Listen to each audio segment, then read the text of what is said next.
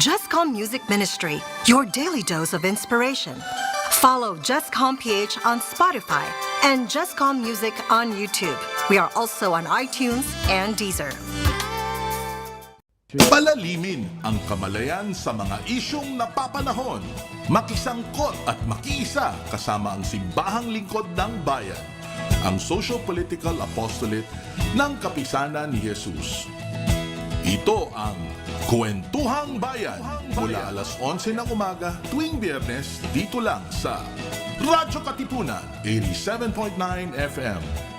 Dahil naniniwala kami na posible ang isang mas mabuting lipunan at maaari itong simulan sa isang kwentuhan. Get your daily dose of inspiration through our music. Follow Jescom.ph on Spotify and Jescom Music in YouTube. Radyo Katipunan 87.9 FM.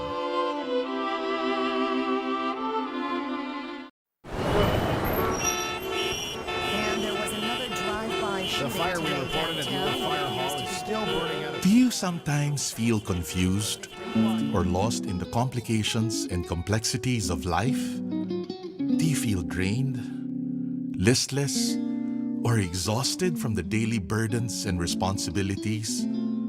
Why not seek our campus ministers on air every Tuesday from 2 to 3 in the afternoon? Listen to our counselors from the Loyola School's Campus Ministry Office as they ground our lives in our faith, in our school's spiritual tradition. Campus Ministers on Air. Be guided, be inspired, be blessed. Listen to our Campus Ministers on Air.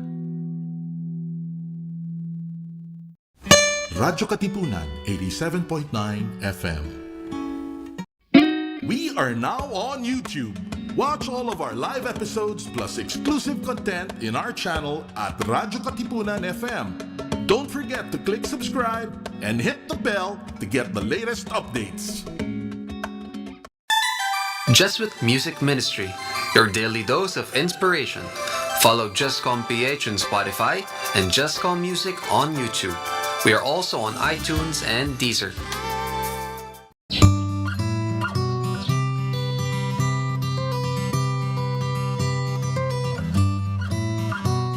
Let us understand mental health and explore how we can take care of our emotional, psychological, and social well-being. Welcome to your weekly slice of mental health tips and tidbits with Pat and B here on MindEd. Sa'yo sumisilong kapag ang puso ko'y pagod.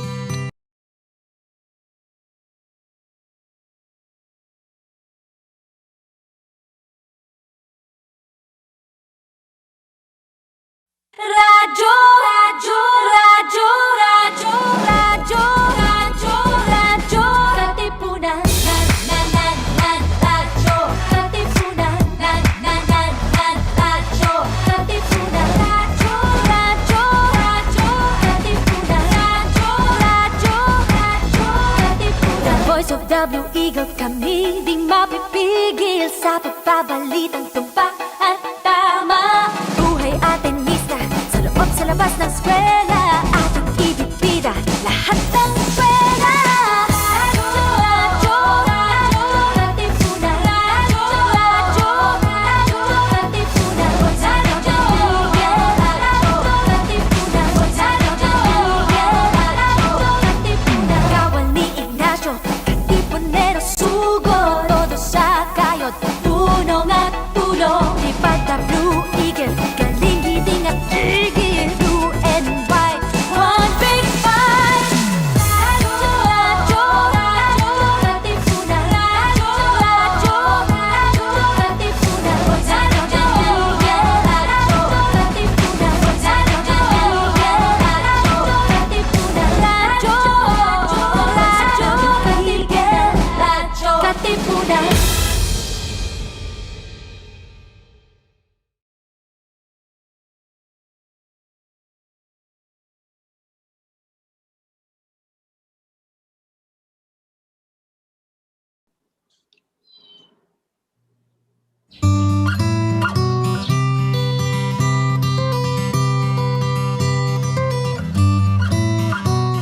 Let us understand mental health and explore how we can take care of our emotional, psychological, and social well-being.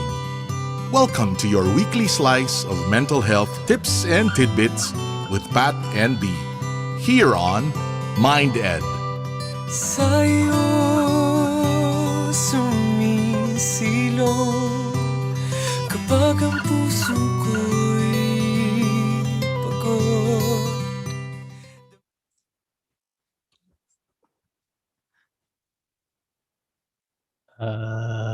Are we on? Hello? Do-do.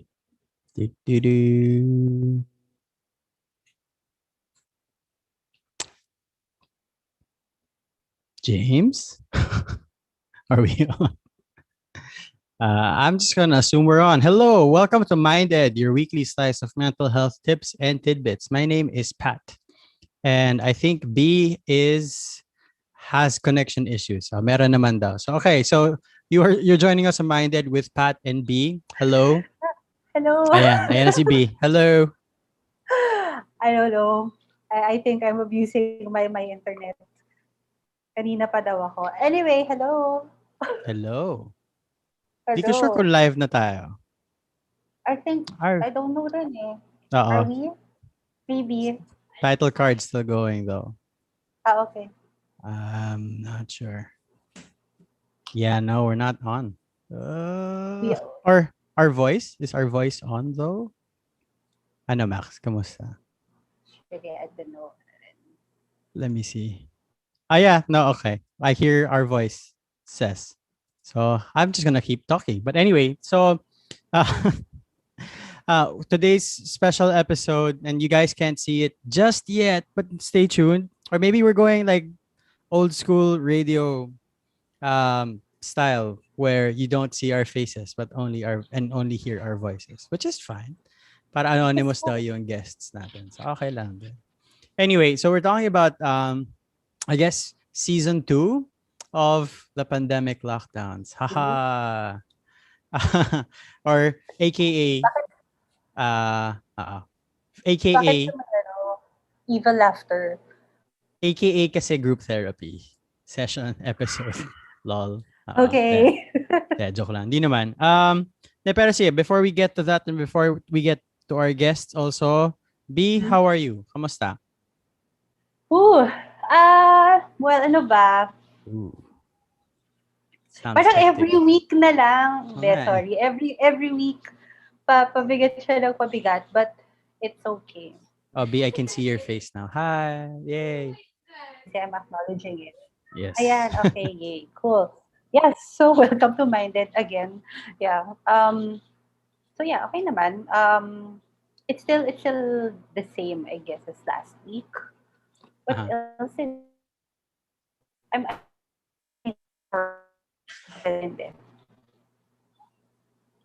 Sorry, say again. You chopped out a bit. Yeah, I think that's the new thing. My internet is wonky. Sad. Okay. That's okay. Pero I mean, like, in other than work and internet. Okay. She disappeared again. Oh, okay. Sige, ako na muna sasagot. I'm still here. Still here, but yes, the video is in and out. Okay. Sige. No worries. We cope. That's the whole point of the episode anyway. Lol. Ako naman, I guess, still pretty stable. Really getting into the whole coffee thing. So, kape tayo lahat, guys. Okay. Wait, I also have that. Yeah. Ay, wasa na. Ayan. All right. Tingnan mo, may lemon siya. Can you see? It's like a lemon. Yeah. Is that a thing? Okay.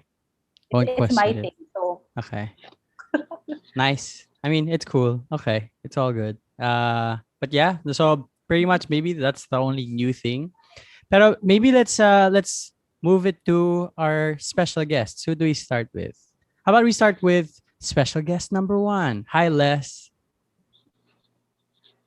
Hi, Les. Hello. Hi. So, loaded question. Pero the first question is, how have you been? Either you can choose to answer that based on the last time we saw you or just the past week. Ikaw na bahala. Hmm. I guess I'm better. Um, at least for the past few weeks. Been busy. Um, and I tried to create a routine that I will follow. So I guess that was somehow good for me. And then it paano ba? Ang hirap naman ng tanong. Pero generally okay. Generally okay. Okay, we'll take that. So I was gonna ask sana parang you said better over the past few weeks. So parang better relative to what? Pero sige, maybe we'll get into the depth of that Okay. later on. Special guest number 2, Max Cruz. How are you, Max? Hi. So, in the context of how I was the last time, I don't remember the last time, but I remember that was around October because it was Halloween and we were talking about ghosts. So, based on that, I feel more or less the same, but for different reasons. Like, I still feel the stress of academics, the stress of school, and if I'm being honest, I thought that things would be different at this point in time because October was a pretty long time ago. But then now we're still in quarantine, we're still in lockdown. The days are pretty much the same as they were in October. So I've been feeling like my mood octopus over here, a little bit worried. Dang. Okay. Okay. It's so real though, and it's so true. Okay. B, ikaw naman. Yes. Take two. Ano You wanna ako? answer the question again? What again?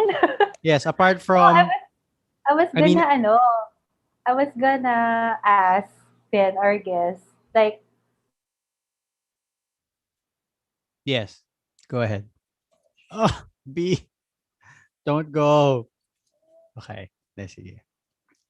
Yeah, so I guess I was gonna ask B sana kasi what the context of today's um episode is about. And I think uh laying down the context, I think one of our co-hosts or one of the other hosts on the other shows um on RK have been asking about parang what's everybody kind of going through now that we're pretty much in the depth of another year of lockdowns again. Parang, and there were so many expectations kind of coming into this year and coming into this season. I think probably there were some people who were expecting that for things to be better, but I guess for people like Max, na parang, it was such a long time ago since we last kind of caught up and talked about that, but it's still a thing. And so maybe that's one question I wanted to ask, na parang, were you guys expecting for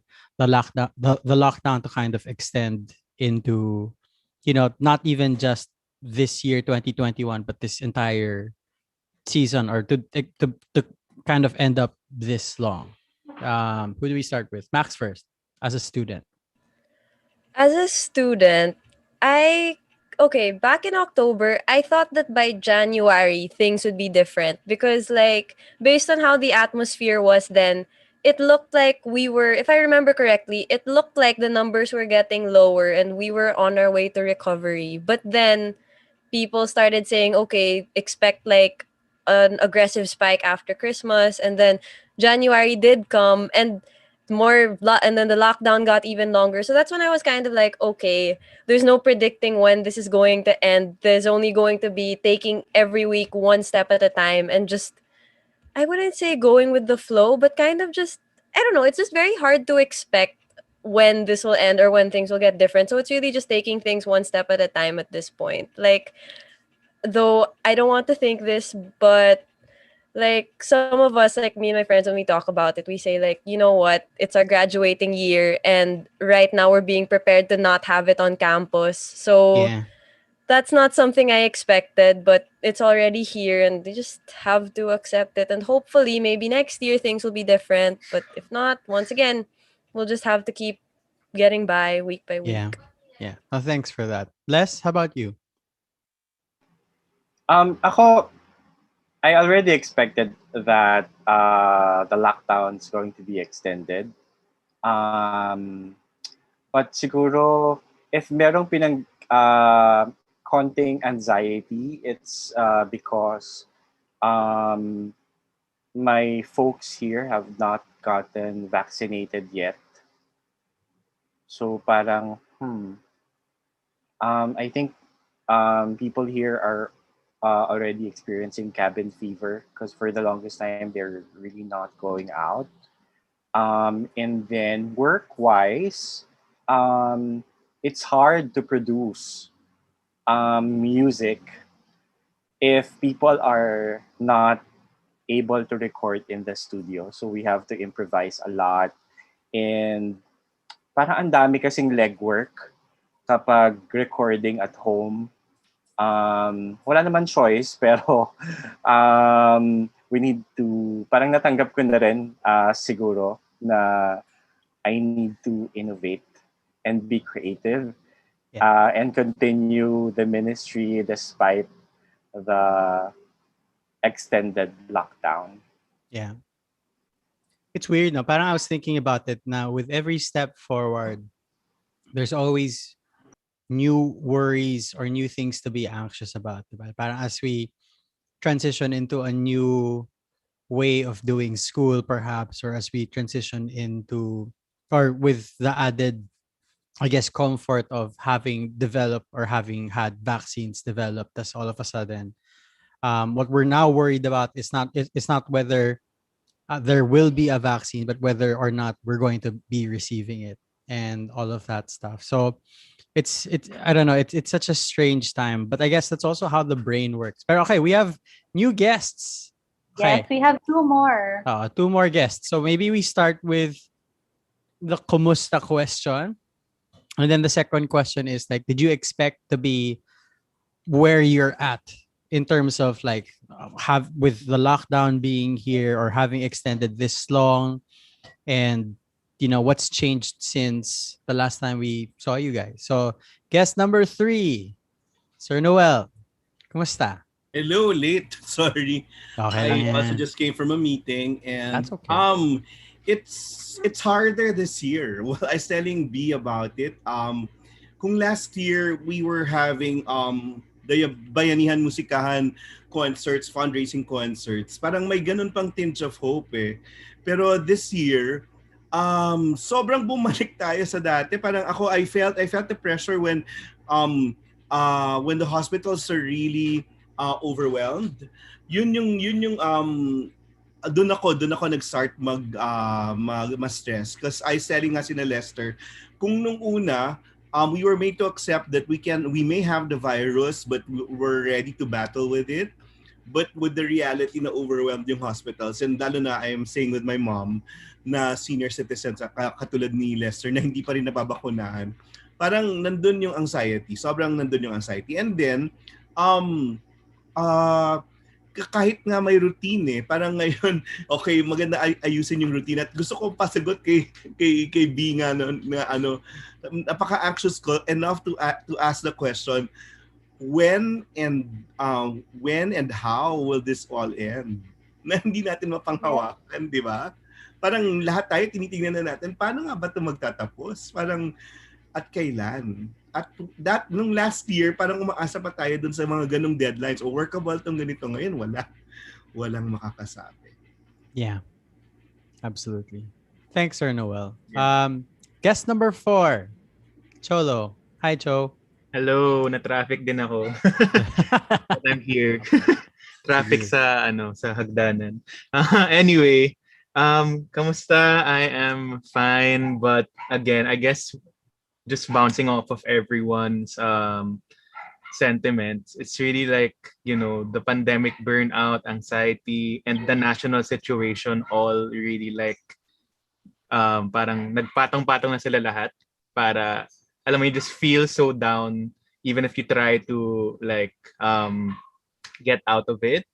And we all have our routines like work, we have our weekly shows here, but at the parang, of course, we have our personal like syempre our families, we think about our families, but also when you see the news na all these good things are happening but the other people are trying to bring it down, and where everyone's just trying to help, and then you just feel helpless because like ano pa yung mangyayari kung yung mga ganong kabutihan inaano pa nila, parang pinipigilan pa nila, 'di ba? Tapos I guess yun nga, parang we just don't know what's gonna happen tomorrow, next week. So parang that sort of weird, parang nasa purgatory tayo na hindi mo alam kung what's gonna happen next, na we can't plan ahead that far ahead because we don't know what's gonna happen. So it's really that whole situation, and it's really, I've been feeling that effect on myself, na it's just so hard to pull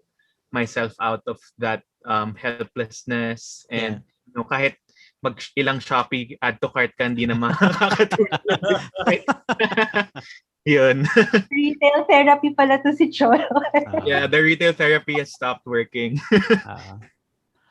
No, and I guess I was thinking about what Sir Noel was saying, na parang nga naman, when really is this going to end? I think at the beginning, when everything was starting, and the first lockdown was announced last year, I was thinking, ano pa yan? Makakapunta pa kami ng Japan for our Holy Week vacation with my family. I think I was trying to liken it to what happened, I think, with the Zika virus thing, na parang, it's isolated incidents, ganyan. And then, again, lockdowns.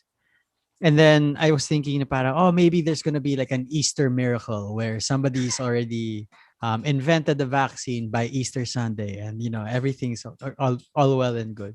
Hindi ulit nangyari. And then we had another planned trip, I think, to Australia sometime in July. Sabi ko, makakapunta pa kami nun.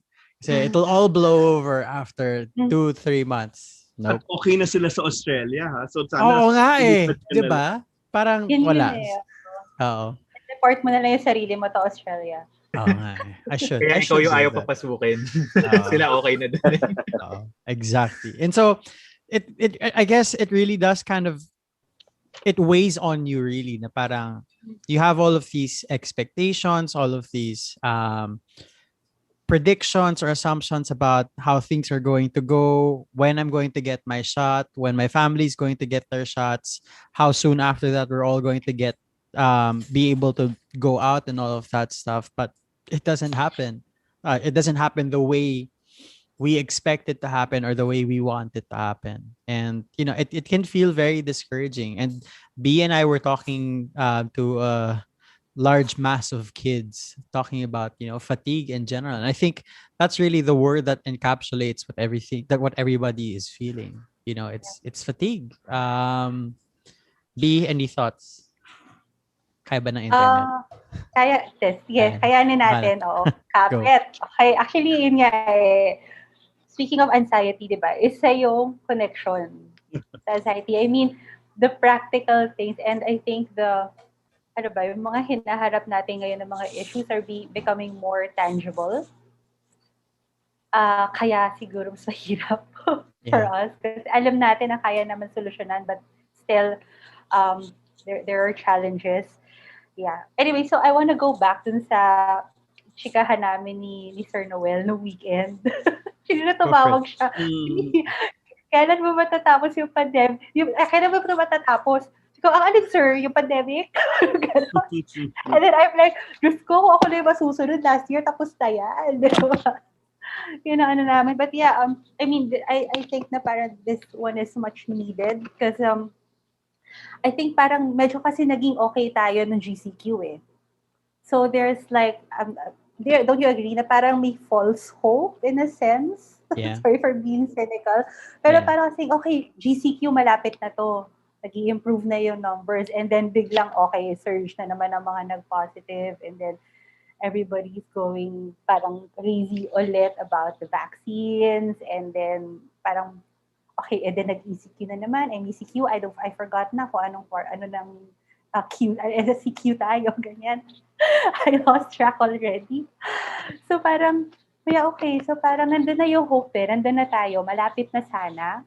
Or parang we're becoming very hopeful. And then parang ito na naman. And then parang, I don't know, Patrick, if there's like a psychological or psychological explanation dito na parang andyan na yung false hope and then biglang binawi tapos repeat na naman. But this is not exactly parang supposedly new to us kasi parang nanggaling na tayo dito eh.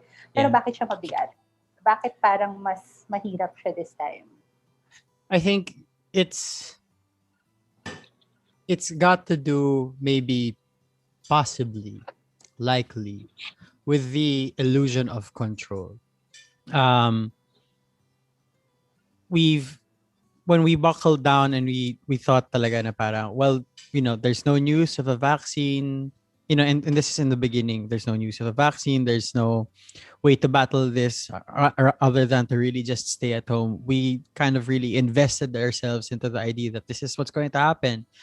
And we looked to different people to help set our expectations. And when we thought, or when we heard na parang, okay, so we're looking to kind of have this roadmap of lockdowns that will last all the way until the end of last year. We told ourselves na parang, okay, well, I think I can manage to kind of keep going until the end of the year. And so, we planned out what that would look like for us with regards to our schooling, or with regards to our work, or with regards to all of our socialization and our connections and all of that stuff. And then it didn't end in the way that we expected, or how our expectations were managed. It didn't end, and so it kind of threw us into this whole new state of limbo where we didn't know what to expect anymore. And then not only did we have no idea what to expect, we still had this thought, or this idea that, okay, well, things can only get better from here, right? I mean, by the end of the year, we heard that there would be a vaccine and all of that stuff. But even then, parang people just started getting lax. People started getting comfortable, or complacent, I guess. And then it led to all of these. It snowballed into this, I guess, just really, really bad situation where the hospitals are overrun again, and people are dying, people are getting sick. And again, we're just getting really, really, really tired. So, but there was something that Max said kanina, and I was curious about it when she was talking about it. But so I trying to capture what she said exactly, but she said something along the lines of, well, we kind of accepted na lang that it's possible that we really are just going to graduate online, and that we might not even really get to March. And then we decided to just take things 1 week at a time, is what you said, I think, or 1 day, or so. Yeah, 1 week at a time. When did you realize that, or what point did that kind of like just sink in for you?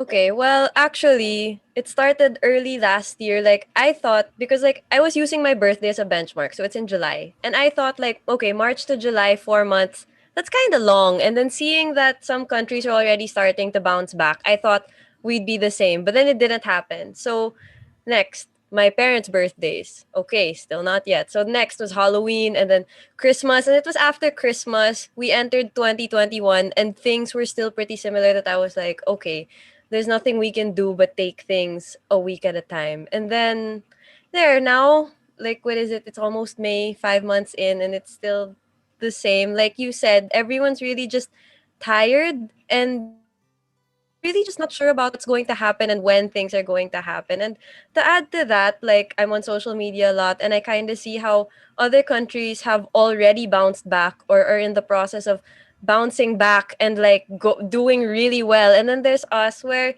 it's still kind of like a repeat of last year, but with even higher stakes. And that's really frustrating to see, because it feels like everyone's moving on without us. And if other people can move on and get better, why can't we? Why are we still stuck here?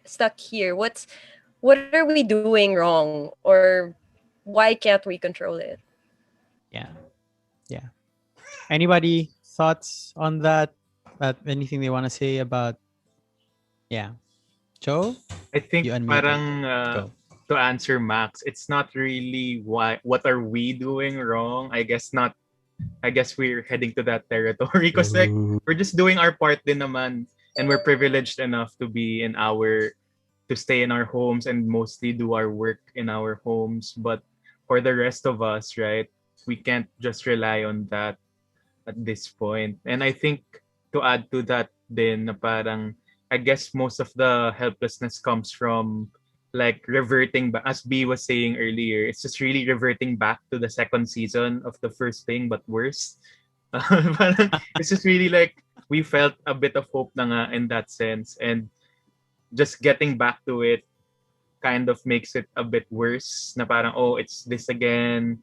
And then I think also the fact na parang there's no wala nang borders talaga, or wala nang there's a blurred line between what is work, what is life. You're just like moving on from Zoom call to Zoom call, and you wake up, it's just this, diba? So parang, and then you wake up to see all that news nga, whether it's good or bad. And it's just really like the loop of it all. Yeah. Anybody else? Les.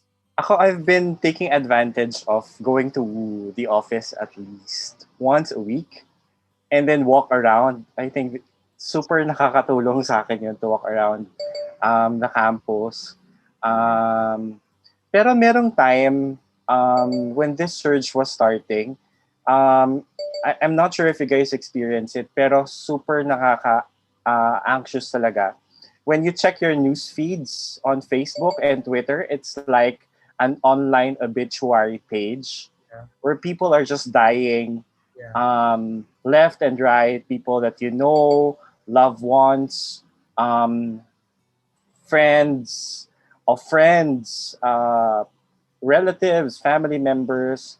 And then parang you'd ask yourself, kailan kaya ako magkakasakit? Or kailan kaya yung family member magkakasakit? And then I guess the conversation also shifted from preventing not to get the virus to what are we going to do if someone from the family gets the virus? Yeah. How are we going to prepare? Hoping that it's not going to be the worst kind of infection. Parang yon. Tapos, siguro, I was lucky kasi I was able to go on vacation before Holy Week. So siguro medyo nakahinga ako dun sa aspeto na yon. Pero stressful din siya kasi that was the time na super parang everyday pataas ang cases. So pero I guess that kind of helped me cope.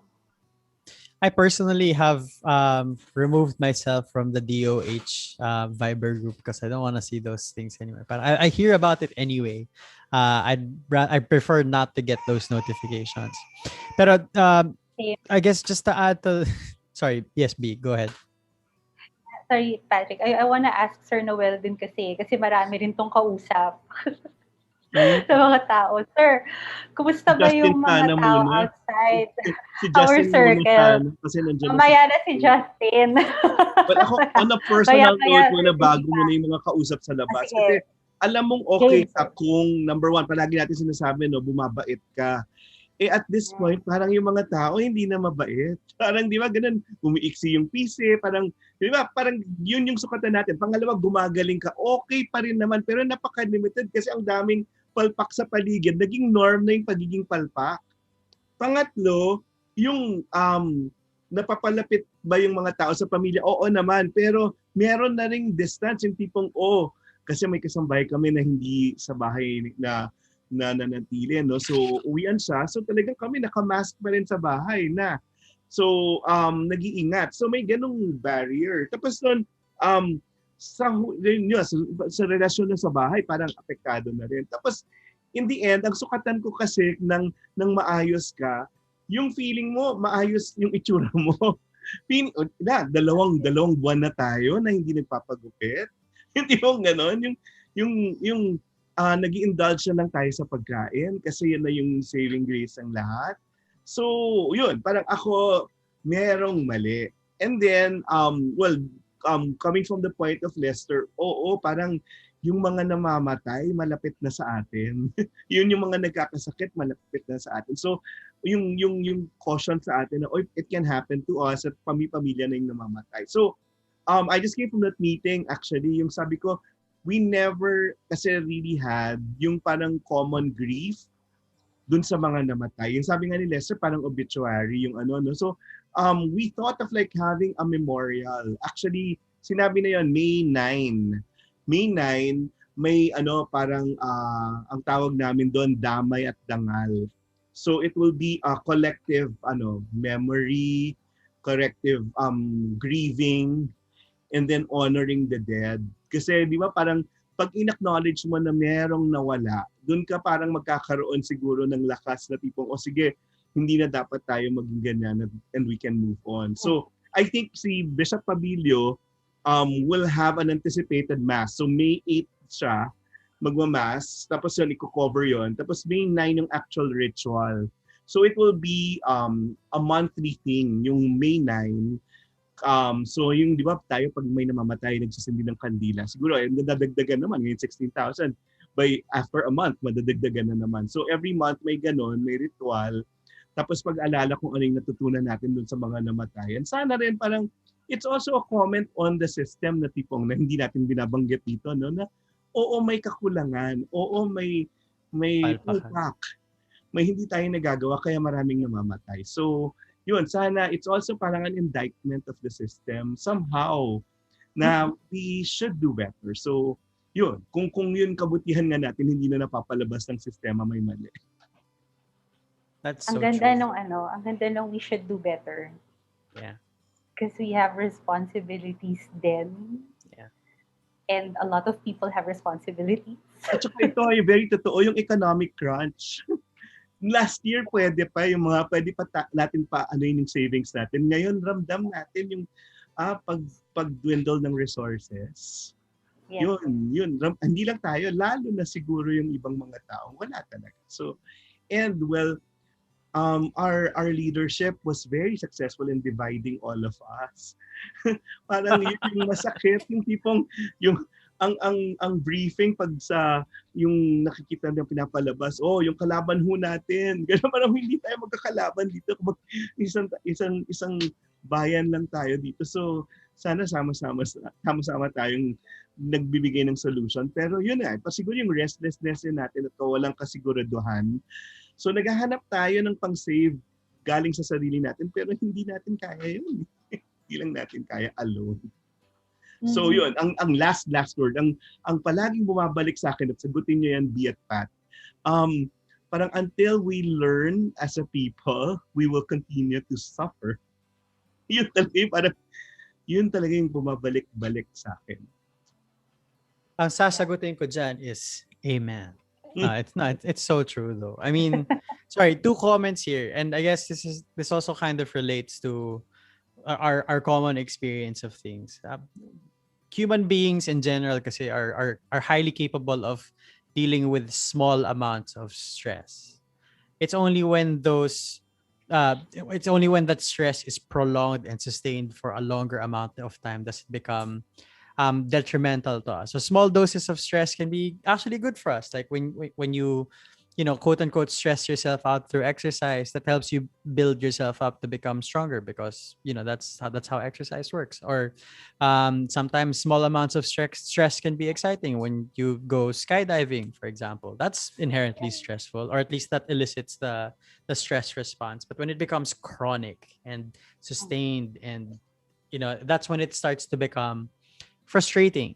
One of the things that second comment, if ever, is that one of the things that we researched, or one of the things that we learned, that the mechanism or the process of, by the way, Cassie, hi, one of the processes of fatigue, or the mechanism of fatigue, works on the basis of on the same level or the same mechanisms that that facilitate reward versus costs.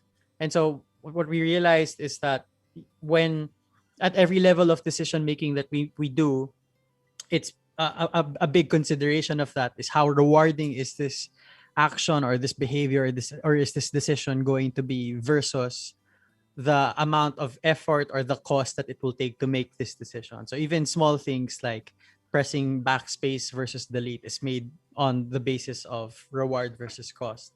And now we've gotten to this point, and I guess this is the reason it's become so tiring and become so frustrating, is because no matter how much we feel like we're doing the right things, it just feels so unrewarding.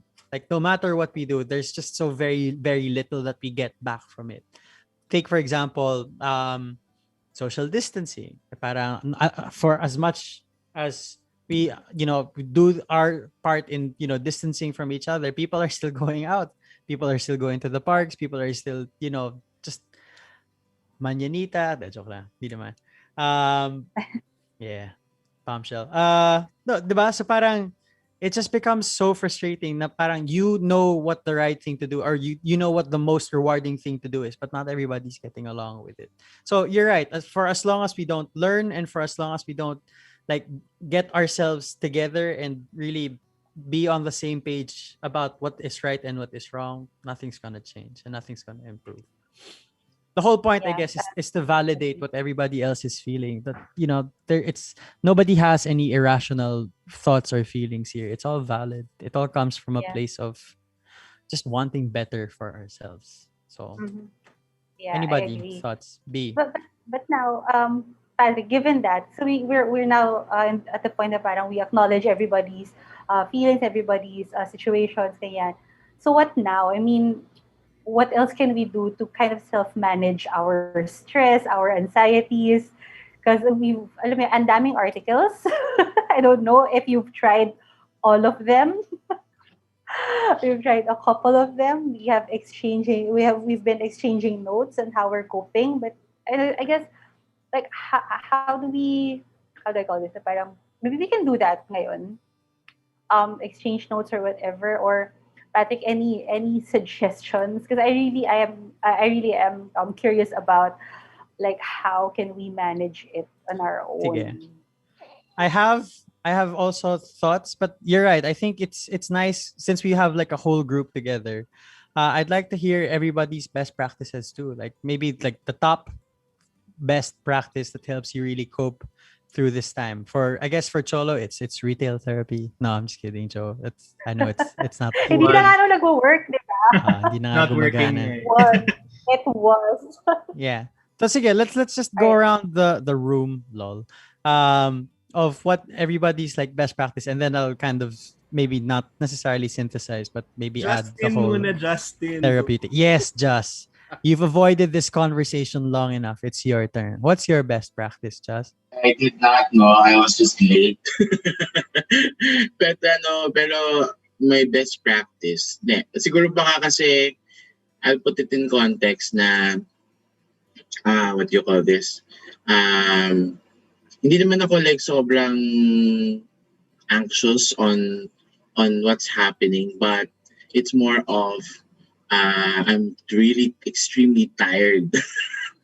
Extremely tired. So hindi na siya anxiety lang. So parang my mind is too tired to listen and to think about it. So kaya ang inaano na lang natin is talagang total distraction. You really find things to do to distract you. Yun na lang talaga. Kasi sabi nga natin, tayo na lang. So, parang ngayon, pinanindigan ko na. So talagang as far as my life is, I just do things my way na talaga. If I can, diba? So hindi na bumibisita sa love life across the street? Hindi. We just talk na lang.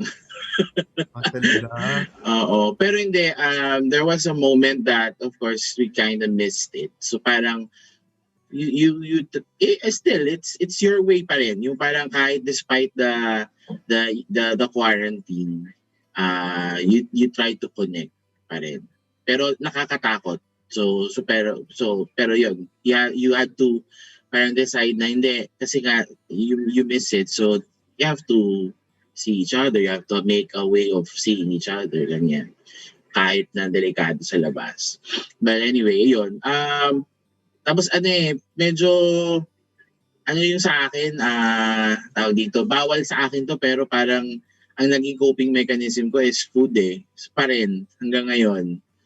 So, I even, of course, kahit minsan, nagluluto na rin ako pala, yun.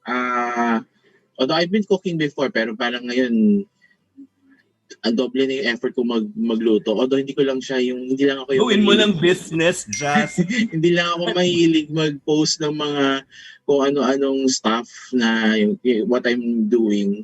Pero most of the time din, pag tinatamad ako, di syempre, bili ka sa labas. So yun. Pero yan medyo masama pa rin kasi in the middle of the night, ang cravings ko. So I actually wake up minsan at 2 in the morning just to eat. So I'm putting myself at the big risk of, getting, bigger and unhealthier. Pero wala that's really my coping mechanism, which is, di ba, parang, you can say it siguro na ang pangit, pero yun So tinatanggap ko, pero kaya sabi ko, tanggap ko ng mataba ako, hindi na ako papayat ever. Yun. Baguhin natin yan. So I don't know, I have to change it. I know I have to change it, pero kasi yun nga, yun nga yung tanong ko din parang how can you do that na it's something that's bad for you, but it's really how you're able to cope up with yung ganong feeling, di ba? Plus also the fact na at certain times, which is also weird rin for me, na I always feel lethargic minsan in the middle of parang kainitan ng hapon, bigla kang, baka kasi normal naman yun. Pero kasi di ba, you should be working by those times, pero hindi pinaantok ka talaga Kasi siguro dahil talagang yung emotional charge of the day is really parang draining you even as early as in the morning na kakaramdam ka ng ganun. And yes, baka ka mag-TikTok ako. Sana kaya. Let's try that. Yes. Okay kami ni Maxwell. I support and Cassie supports also. Oh my God. Anyway, yeah. So yun. So hindi ko nga siya masabi na good the good practice. Pero hindi, one thing's for sure, my decision to not really watch the news is a good move for me. As in, hindi talaga ako nagbabasa ng kahit na unless it's shared of course through social media through messengers, yung mga ganyan, yung mga messaging apps. Hanggang doon lang ako. Pero yung talagang to really read or listen, no, wala talaga. So, kasi yun nga sobrang fed up ka na. So, pagod ka na. So, wala. Hindi na kaya ng brain cells ko yun. Yan. That's it. Thank you, Justin. Game. Next notebook. Tayo. Max. Speaking of notebook, okay, so what I do, I give myself something to look forward to every week. And lately, that's been the Marvel shows. That's why I said, speaking of notebook, because in Falcon and Winter Soldier, Bucky had a notebook. I won't say why, but he had a notebook and it was... Spoilers, boo. He had... No, I'm just kidding. I finished the whole series. It's okay. Gosh, okay, that's for off cam. But anyway, those shows would come out every Friday since January. So since I think the year started or close to it, and I think this will be the first week without a Marvel show. So time to look for something else. But it's those things that would keep me going. So every Friday, I know I would have that show to look forward to, and it just made things a little easier. The waiting, the looking forward to something really helped. Like when I'm in the middle of homework or I'm in the middle of a task that I'm not exactly fond of, it's like, it's okay. In 2 days, I have WandaVision. Tomorrow, I have Falcon and Winter Soldier. And apart from shows, like Sir Justin said, food also, like every week there's I know I'm having spaghetti on Tuesday. I know I'm having this on Thursday. So I'll just look forward to that because the choices now, like of things you can do are pretty limited. Like I haven't seen anyone I know in almost a month. The video calls are starting to lessen as well because schedules are also changing. So it's just about those finding joy in those little things and Netflix. Right. Sige. I'm just gonna go continue habang wala pa si Patrick. Game. Okay, Cholo. Go for Ganun it. din ako kay Justin and Max. Food talaga, as in, like, you know, you know that you shouldn't be indulging too much, pero at this point, yun na yung ma-enjoy mo. Na parang, same with Max, the Marvel shows have been a big help. And parang eating merienda at the same time or whatever I want during the Marvel shows or also a big help. Na parang, hindi naman tayo magkikita-kita lahat ngayon. At least keep it at a healthy level na once a week you order something for yourself and don't feel bad about it. Like, I mean, we all have our own journeys, I guess, in this pandemic. Some people get really fit, but it's okay to also be fat, I guess. Di naman fat, but like just indulge and enjoy. Indulge. I think that I like that term. Yeah. Enjoy yourself and don't feel so bad about it. And something recently na when I feel bad, I kind of just write about it, whether on like my personal Twitter na ako lang talaga or my journal. Like releasing those feelings also help in your like own personal private thoughts para lang mawala sa isipan mo yung mga negative thoughts. And same lang din, ever since like mid last year, I turned off my notifications for Facebook, Twitter, Instagram. So I just go on whenever I feel like it. And it really helps. Syempre ngayon, yung screen time kasi nakatutok ka na lang buong araw. So parang nakakatulong din to try and lessen the screen time every so often. So that's from my end. Okay, sige. Thank you. Next naman. Sir Noel, last ka ha. Si Lester. Ako, guilty din ako sa food. Sabi nga ni Father Nono, healthy na daw ako. What else?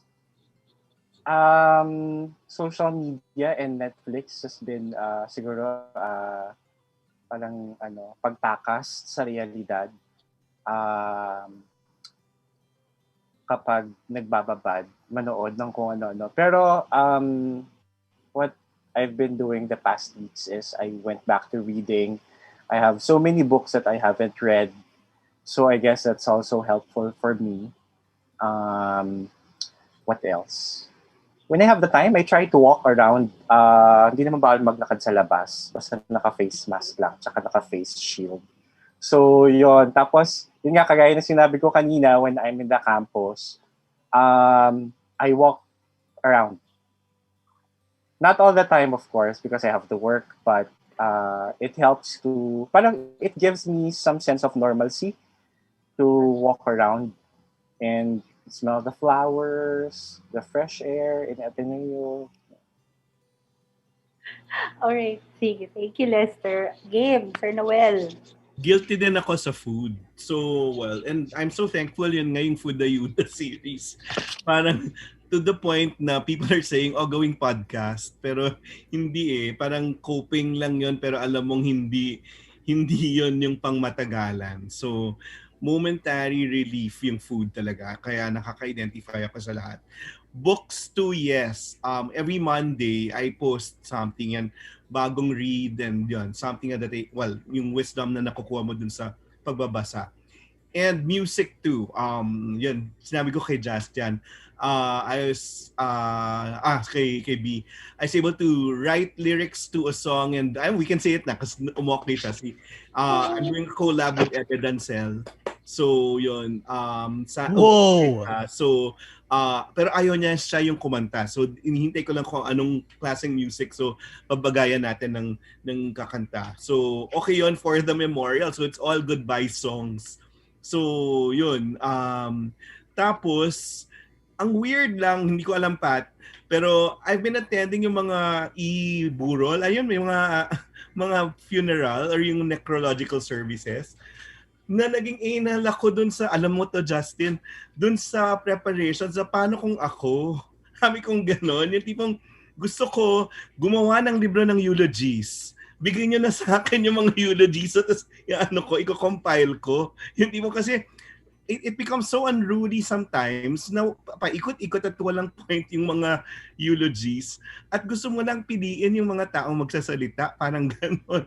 So, yun, meron akong parang segue ng mga pag-attend ng mga ganyang mass, ng mga necrological services. At gusto ko lang makisama dun sa pag-arrange ng pagbibigay ng tribute to the point na sabi ko, maganda siguro i-compile yung mga tributes habang buhay pa yung mga tao. Yun yung isa, morbid thought, pero humantong ako doon. Ano ba? Eject lang ako, sir. Parang gusto ko ring i-affirm yun kasi ganun din yung feeling ko. Or perhaps baka sa iba din na parang conscious ngayon tayo sa reality of death na to a point na pati yung sarili nating yung kung ano yung itsura natin sa burol, sana ganyan, yung mga ganun, na pag-iisipan natin. Diba? So, kasi iba parang ito yung kind ng death na tipong wala nang paalamanan. Yung tipong ganun kausap mo lang kahapon, tapos biglang wala. Tapos i-cremate na. My God, parang yes. Might as well live that happy life or you know you're valued while buhay ka pa. Parang ganun yung ano. Yun yung buong feeling. And then the frustration is, alam nyo rin yan, na parang oo, may election sa next year, pero it seems like parang yung registration ng mga tao hindi gumagana kasi nga may COVID.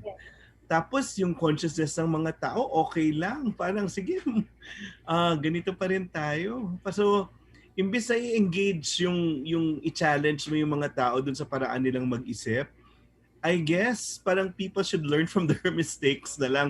Ang saya ko nga pag magsasabi, oo, nagkamali ako. Yung maamin sila dun sa, nagkamali sila ng piniling leader the last time.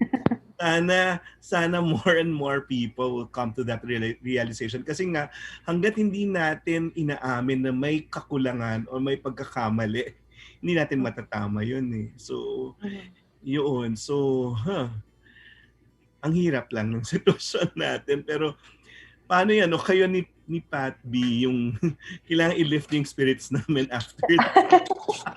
Grabe yung responsibility. Pero siguro, I'm gonna share na rin siguro my notes din. Siguro, for me, well, not so much sa food. But I guess for me, it's more, ganun din, media consumption, entertainment consumption, but I also have the social media detox, parang kicholo, and off-screen time. And actually, we shared this dun sa talk namin ni Patrick with the kids.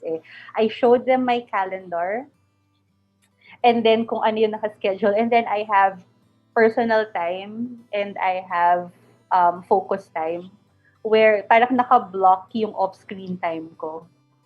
As in, I don't use anything talaga. As in, I don't use any parang devices during those times. So sobrang naging strict lang ako dun sa part na yon. And then I also write. I have my gratitude notebook.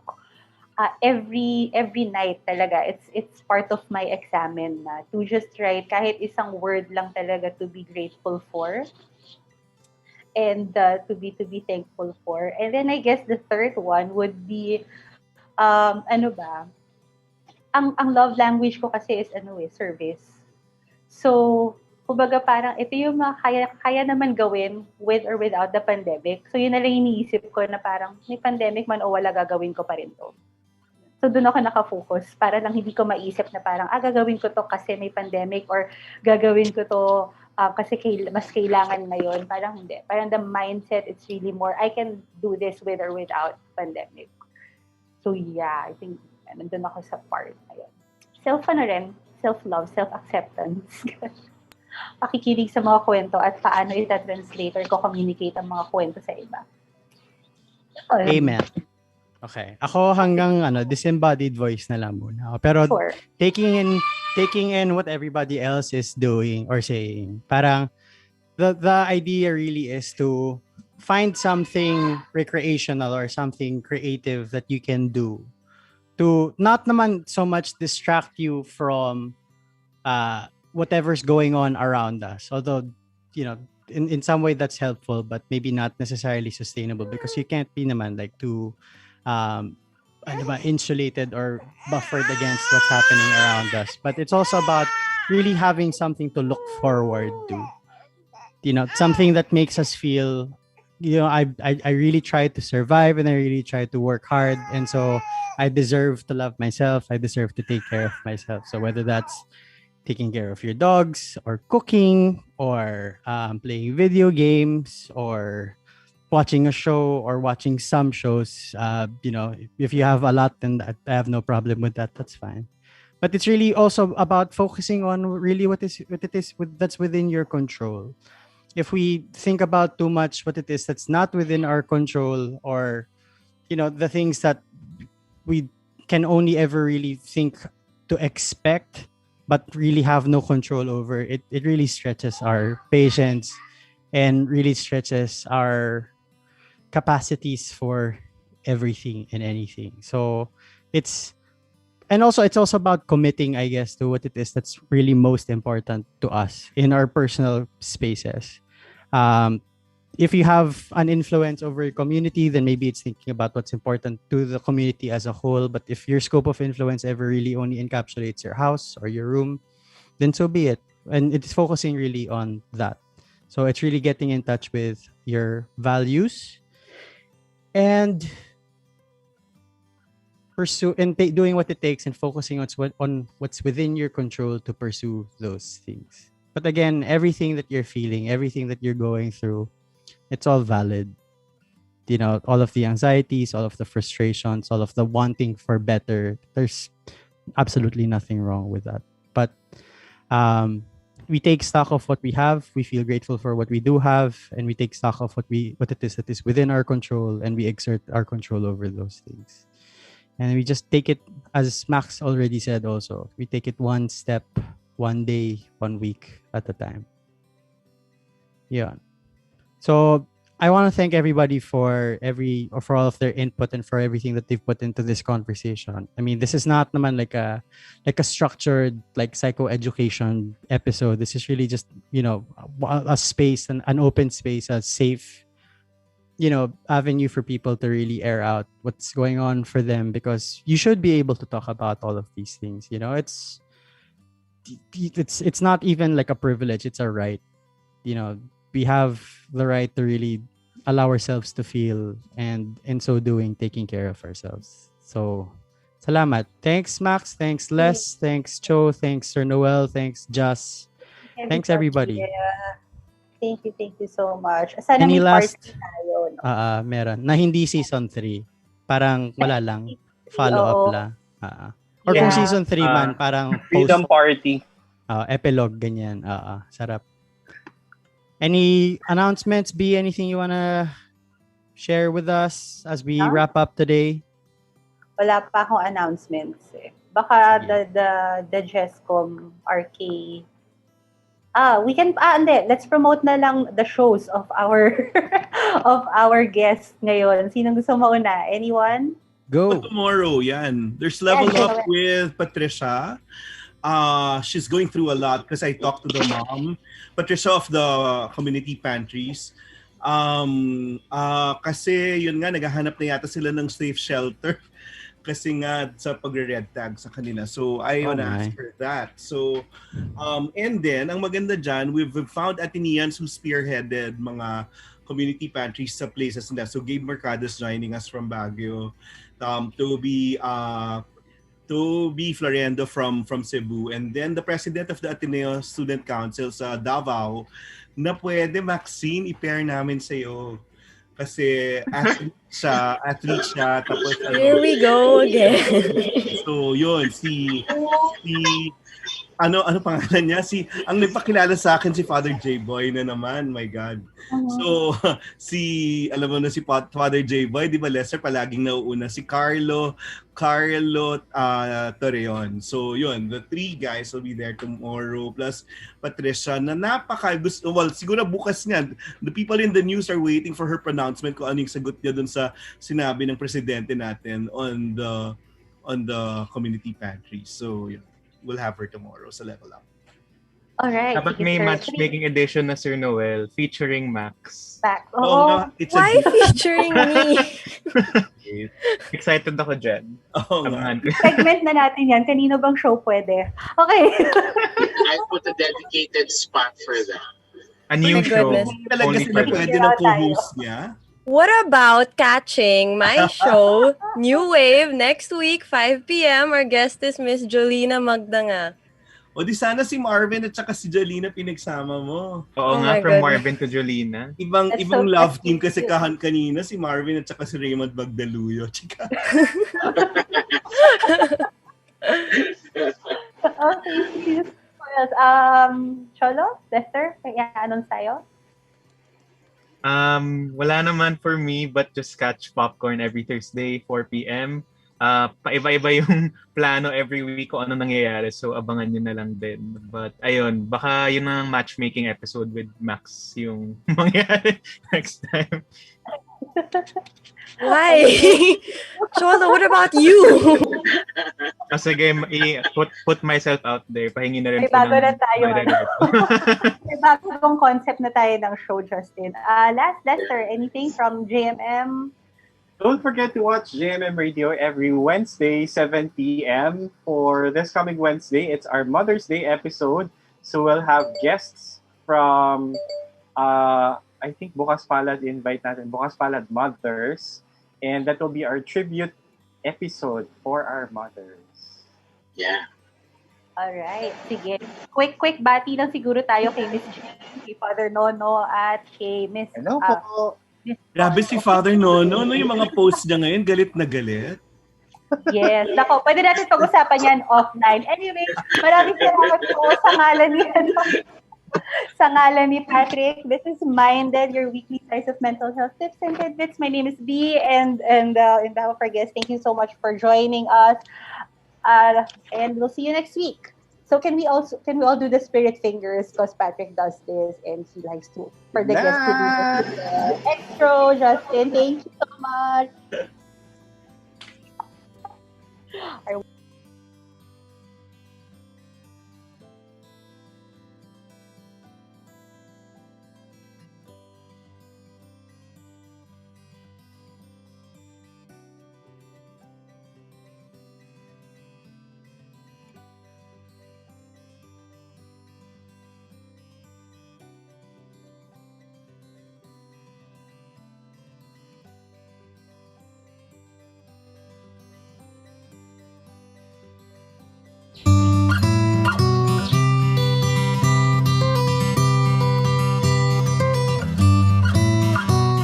Let us understand mental health and explore how we can take care of our emotional, psychological, and social well-being. Welcome to your weekly slice of mental health tips and tidbits with Pat and B, here on MindEd. Sa'yo sumisilong kapag ang